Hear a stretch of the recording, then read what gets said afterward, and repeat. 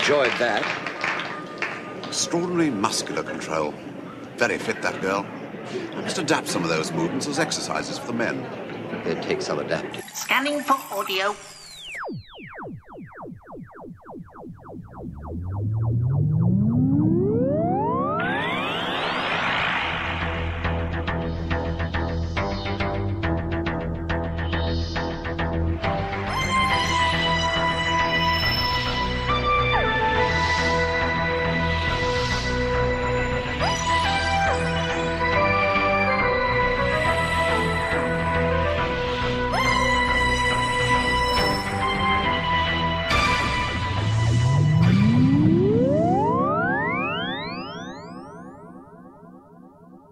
Welcome to another Tin Dog podcast.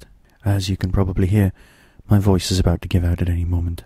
But hey, let's record one anyway. You see, I've missed recording my podcasts weekly. Yes, the other project's coming along very, very slowly, and it should be well out of the way by the time the new series starts. Which is sad really considering, but let's leave it there. I can always do an update. No. Here we're talking about Planet of the Spiders. And I thought I'd better record the review of the DVD release before my voice gives out completely. You understand? I know you do. At the very end of this podcast, there'll be an audio recording of the prequel, the TARDISode if you like. That's available on the BBC website, just in case you've missed it. But of course, if you're being spoilerific about all these things, just listen to Planet of the Spiders review. When the Smith series comes back, that's Smith Year 2.1, I'm considering having a feedback section of the Tin Dog podcast as well as my standard reviews.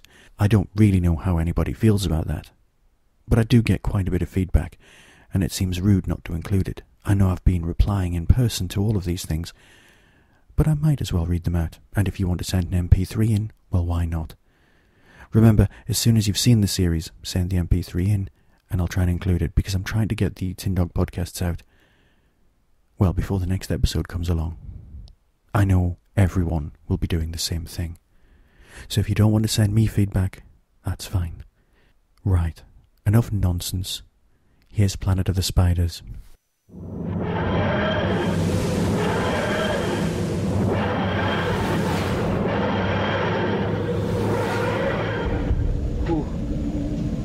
Who are you? They call me the Great One.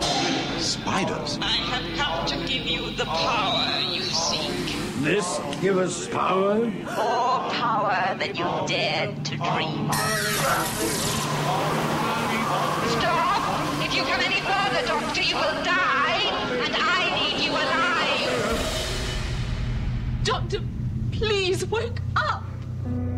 The moment approaches. What moment? The moment I have been waiting for. Where did the crystal come from, anyway? Oh, I brought it back some time ago from a planet called Metebelis III. Has strange properties, a Metebelis crystal. Can affect the mind. Mind? You mean it could drive someone mad? You took the one last perfect crystal of power. I must have it. No. No, never. Good grief. You know what you have to do? Is there no other way? None. Give me the crystal. I shall be the ruler of the entire universe. Please, don't die. Tear? Sarah Jane? No, don't cry. While there's life. Every golden age has to end sometime, and the Pertwee years are no exception. Planet of the Spiders, released on DVD in the UK on the 18th of April, and in the US and Canada on the 10th of May, that's this year, 2011, marks the passing of an iconic time in the show's history. With the third Doctor, there'd come many, many changes. New people behind the scenes and the arrival of colour. But it was with the man with the old, young face that the show had been given many of its mythical qualities. Time stands still for no one. And with the death of his friend Roger Delgado, the actor who played the Master, and the departure of Joe the previous year, John looked around and saw that it was time to go. Well, that's one version of the story. The other version of the story is he asked for more money, and there wasn't any. Barry Letts says he probably would have found some. So, well, we can ask Jon. Jon is on this documentary. But we can't ask him these days, can we? This 6-part story should have been a tribute to the entire era. I say should, because in these days of fast forward and CGI, it seems slightly self-indulgent. The basic story concerns some reasonably mysterious goings-on at the retreat run by Tibetan monks somewhere in Mummaset, apparently, and the equally mysterious blue crystal pilfered from the blue planet Metebelis III. Oh, and there are some super-evolved spiders thrown into the mix for good measure. Well, they had to be there somewhere, on the grounds that this episode is called Planet of the Spiders. There are themes aplenty for the more cerebral Doctor Who fan.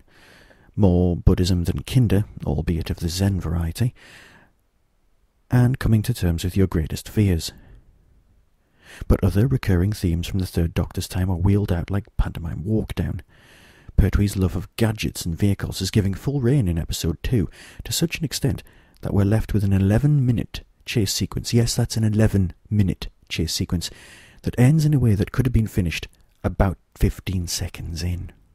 Yes, the accents are suspect at best. The spiders are less than wonderful.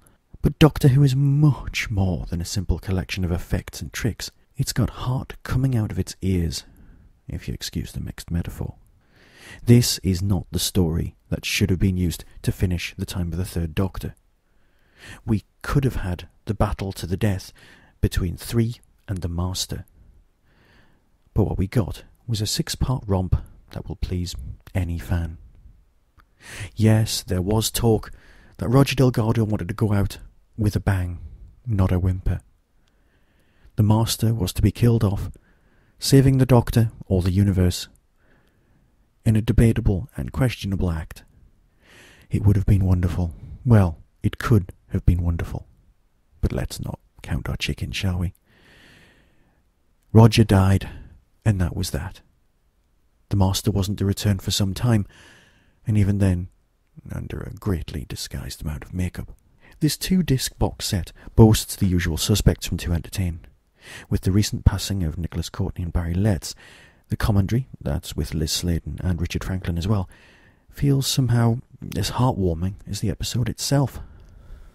The final curtain tells us of the last days of the Pertwee era and the making of the Planet of the Spiders, while John Crane remembers.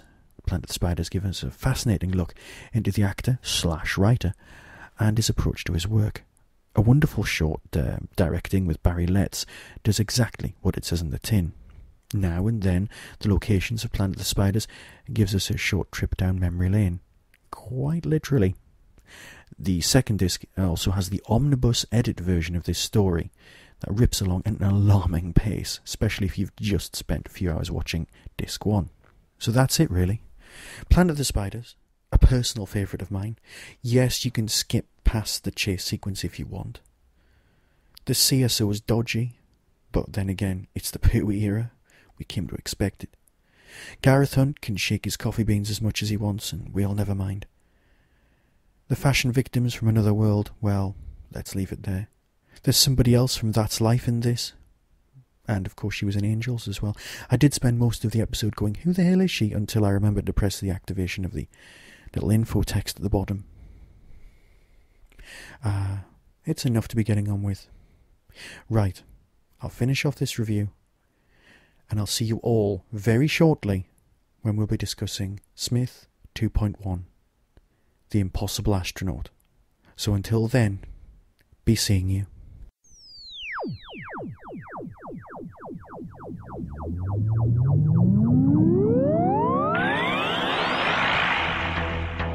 You have been listening to the Tin Dog Podcast. Doctor Who and its associated shows are all trademark of the BBC. No infringement is intended. Contact us at tin-dog@hotmail.co.uk.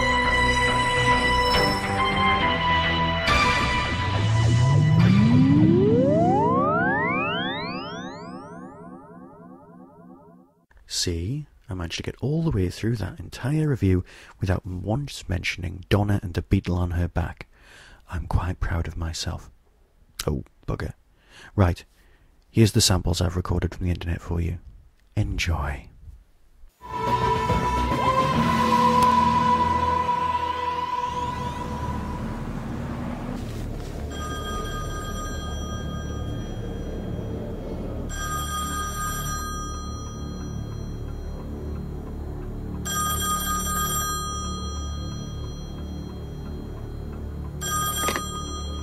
Hello?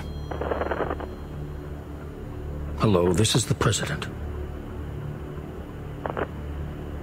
Hello, this is the President of the United States. Who is this?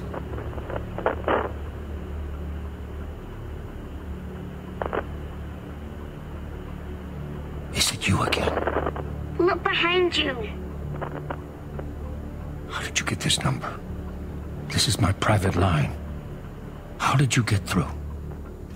They're everywhere. All the time. We see them every day. But you have to look behind you. There is nothing behind me. How did you get this number? The spaceman told me. What spaceman? It doesn't matter. I'm telling you about the monsters. Please, you must look behind you. Young lady, there are no monsters in the Oval Office.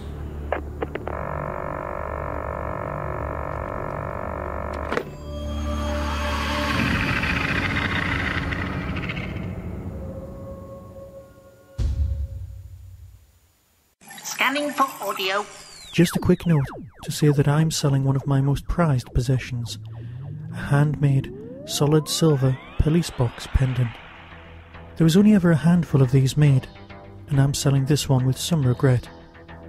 If you'd like to see this or indeed buy it, then please visit the Tin Dog website at www.tin-dog.co.uk and click on the banner on the right hand side.